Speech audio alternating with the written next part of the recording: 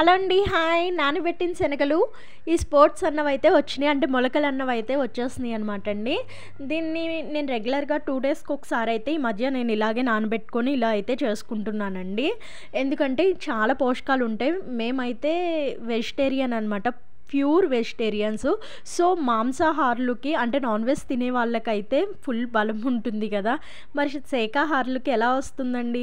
మనకి ఖచ్చితంగా ఇది తింటేనే మనకి బలం అన్నది వస్తుందనమాట.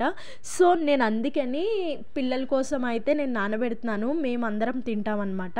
ఎలాగా అంటే నేను మార్నింగు 8కి అయితే నానబెడుతున్నా. ఈవినింగ్ 6కి వాటర్ అన్నదైతే సెపరేట్ చేసేసి ఒక హాఫ్ అన్ అవర్ అయితే అది ఆరబెడుతున్నాను గాలికండి. ఆ తర్వాత బాక్స్‌లో పెడుతున్నాను. నెక్స్ట్ డే మార్నింగ్‌కి నాకు ఇలా అయితే వస్తుంది. బ్రేక్‌ఫాస్ట్ టైంకి అయితే నేను కొంచెం పోపేసి ఈ విధంగా అయితే కొంచెం మగ్గబెట్టేస్తున్నాననమాట అండి సాల్ట్ ఏసి. ఈ విధంగా తయారు చేసుకుంటున్నానండి. ఇలా కాకుండా మనం ఉట్టిది కూడా తినొచ్చండి. తర్వాత ఇది కూడా మనం దోసల్లా కూడా ప్రిపేర్ చేసుకోవచ్చనమాట అండి. చాలా లాభాలున్న శనగలనైతే ఎవ్వరూ మిస్ చేసుకోవద్దండి. కానీ ఖచ్చితంగా మూత పెట్టే చేసుకోండి. ఆయిల్ అన్నది ఎక్కువ వేయొద్దు. కొద్దిగా ఆయిల్ వేయండి. ఒక టేబుల్ స్పూన్ ఏసుకోండి చాలు. శనగపప్పు, మినప్పప్పు, ఆవాలు, జీలకర్ర, ఎండుమిర్చి ఖచ్చితంగా వేసి వేయించుకోండి ఎర్రగాను. ఆ తర్వాత ఇది వేసి శనగలన్న వేసేసి మూత పెట్టేసేయండి. మగ్గిపోతుంది. మగ్గిన తర్వాత మనకి మగ్గలేదు అనుకుంటే ఖచ్చితంగా నీళ్ళ చుక్క అన్నది వేయండి. ఆ తర్వాత నీళ్ళలో ఉప్పు వేయండి.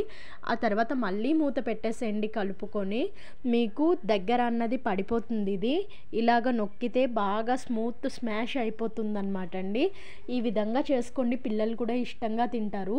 దోసలైతే ఇలా ఒక కప్పు తీసుకుంటామండి శనగలు వీటిని మిక్సీ పట్టేసుకొని మిక్సీలో పట్టేసిన తర్వాత కొంచెం బియ్యం పిండి ఉంటుంది కదండీ! అది కొంచెం కలుపుకోండి.